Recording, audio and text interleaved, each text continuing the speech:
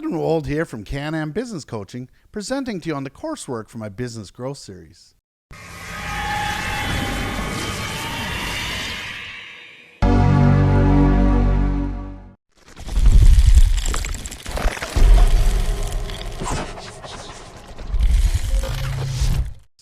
Thanks for joining me for this video and for the series.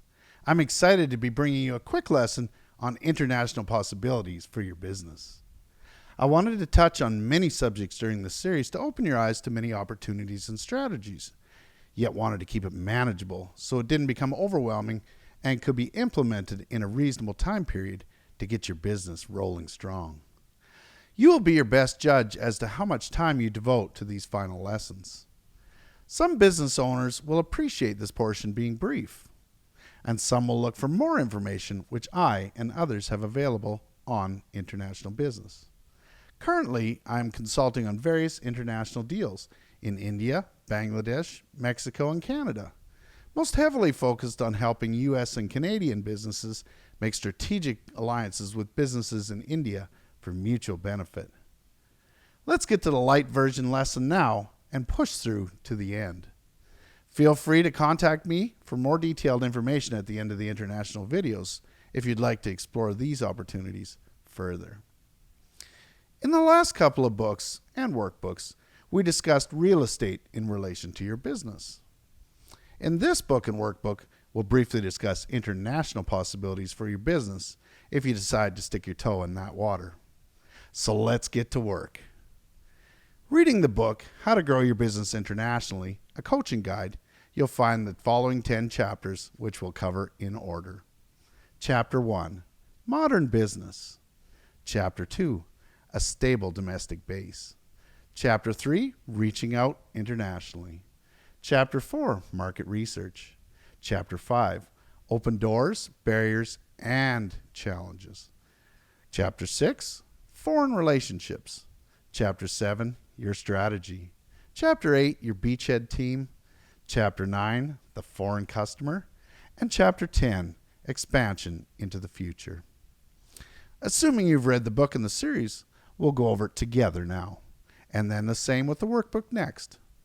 Our goal, as always, is step-by-step change that cumulatively makes massive change to your business revenue and opportunities via understanding, then implementing. Some of the lessons are designed to open up your mind to possibilities now or in the future. Let's keep rolling towards success and ultimately greatness. Chapter 1, Modern Business. There are many advantages to operating businesses in a modern world, as we've discussed previously. As an owner, you can choose to run a local business or to expand globally. You have the choice to operate somewhere within that available range. This avenue can provide many opportunities if you decide that it's something that is a good fit for your company. At a minimum, you'll likely at least want to have a strong online presence where you can reach out to customers from around the world and then proceed from there at will. The beauty of learning about opportunities such as this for your business is that you can learn about them risk-free and then decide whether you wish to research the topic further.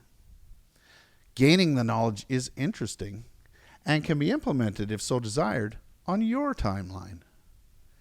Of course, a great deal of further research may be needed beyond the scope of what is presented here in our limited time, but it will give you a glimpse into some possibilities that you probably haven't considered before. Imagine the possibilities of a global market full of new potential customers for your business as we study this possible market together. I've provided lists for you including potential favorable countries to market within.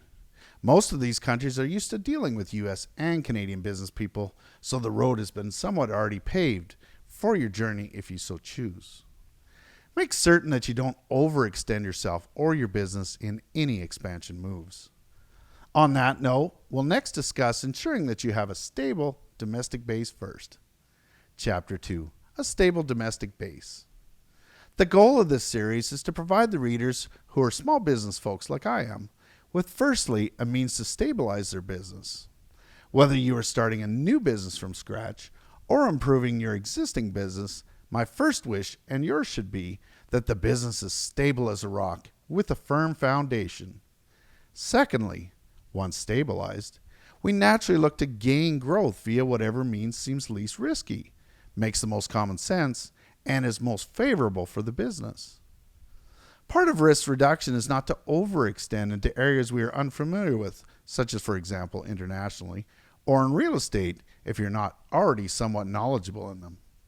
You'll want to stick closely to your business plan and do what makes the most sense for the long term of your company. Along the way, you'll be educated on different opportunities and can pick and choose what is a good fit for your business. Never stop learning. Feel free to choose yes or no and be confident in your decisions as you go. You can't do everything, nor should you, and you will make mistakes, so take all that into account in your decision making. In a nutshell, become informed, push forward, but don't jeopardize the stability of your business. Build it healthy. The workbooks are designed to have you implementing what you are learning. You will select what you want to do and what you don't, but will have gained the knowledge. The workbook is designed to help you think through the presented opportunities as well. Some places in the workbooks you will revisit at later times to track and check your progress. Think of them as a business diary and teaching tool for yourself and others. Be very proud of what you're doing to make your business be the best that it can be. When we end our series, as we're getting close, please don't consider that a stopping point, but rather a starting point. There's so much to learn by reading and studying and doing. There's unlimited opportunity for those willing to put forth the effort and be brave. I want those words to ring in your ears as you progress to higher and higher levels.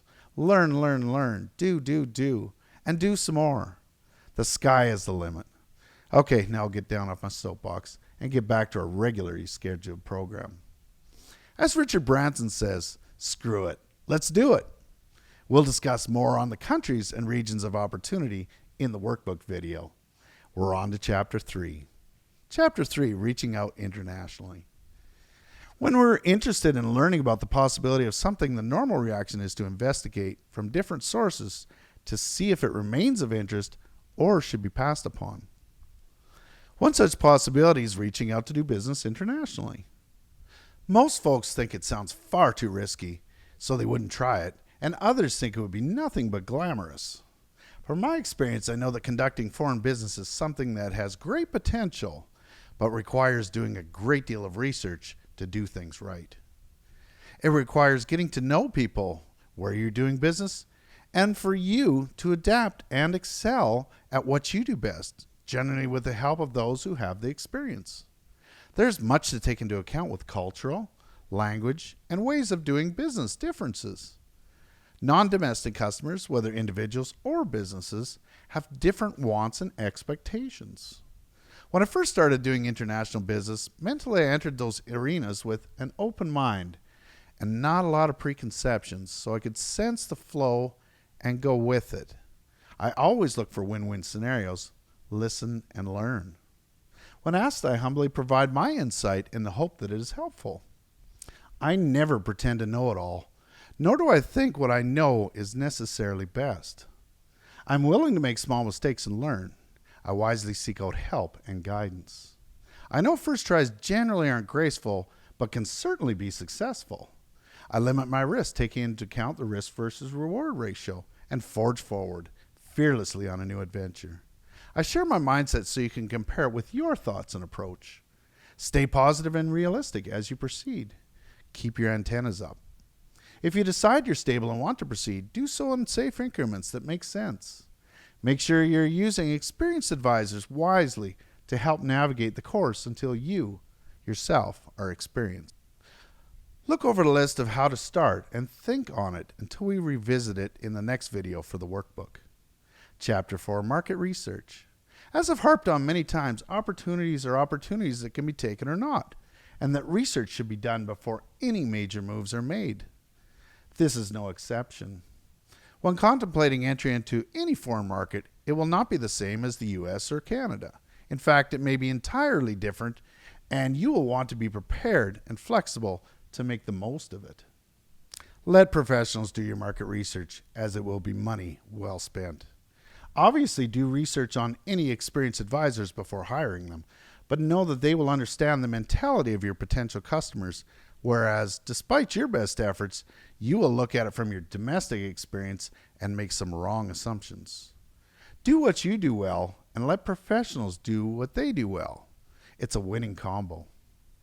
Market research will advise you on your competition. They can advise on special registrations or licenses that may be needed. Make sure that you have financing available and you don't become over-leveraged, as with any other venture you contemplate. Seek out wise assistance and run ideas past your trusted mentors and accountant. Be nice to your accountant and keep them in the loop. They don't love surprises. Be surrounded with good people at home and afar.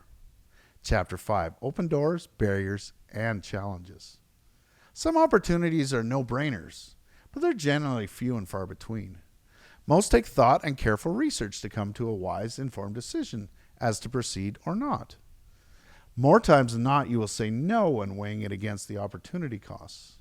Only opportunities that show a fairly clear path, that have relatively low risk, that have a high upside potential, that aren't confusing or unduly stressful, should be taken.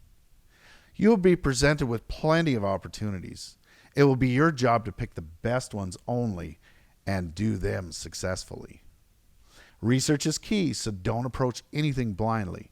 It is nice to be able to research how someone else has done what you're thinking of doing before you.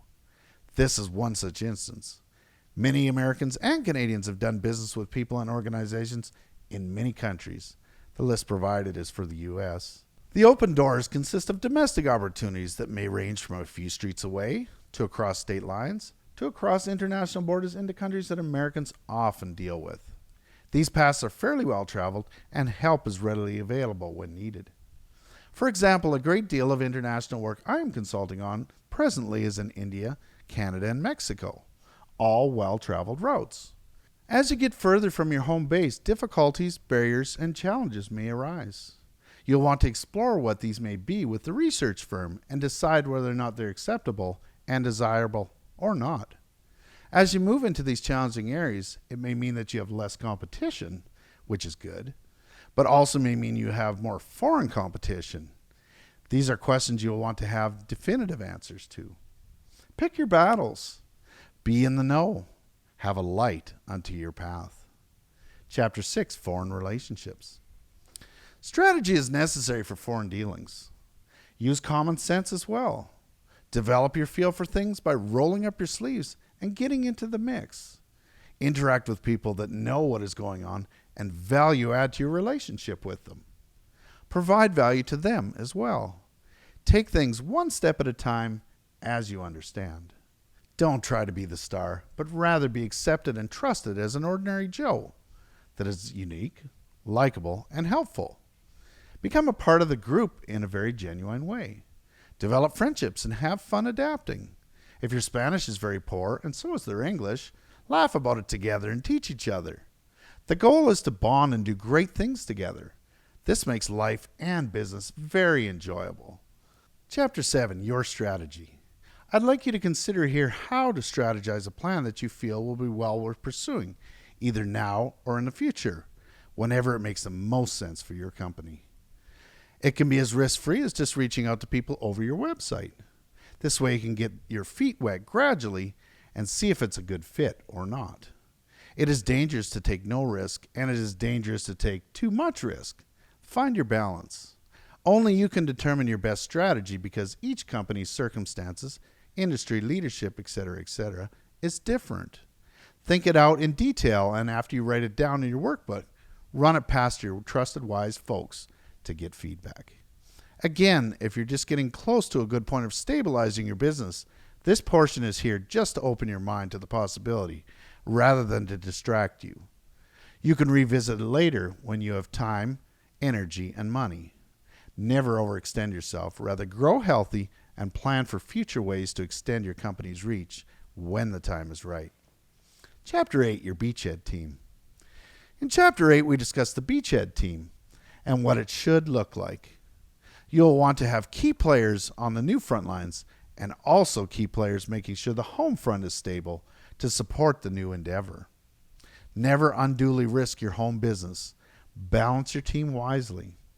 Chapter 9, the foreign customer. In this chapter, we'll look at your potential foreign customer. We want to look at what they want so we can give them what they want. Don't ever assume that they will want exactly what your North American customers want. Know it for certain exactly what they want.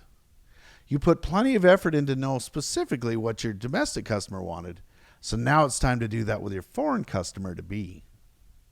With help, get to know them and how they think. Then put yourself in their position.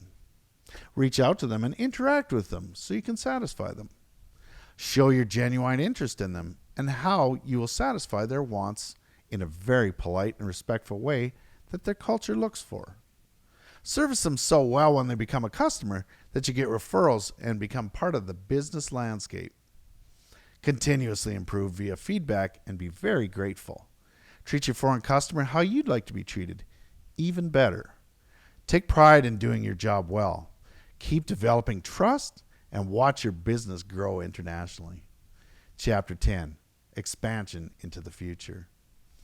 The ability to expand business into foreign markets has never been facilitated as well in history as it is now. Whether your expansion is across town or on the other side of the world, make it work and keep your customer first.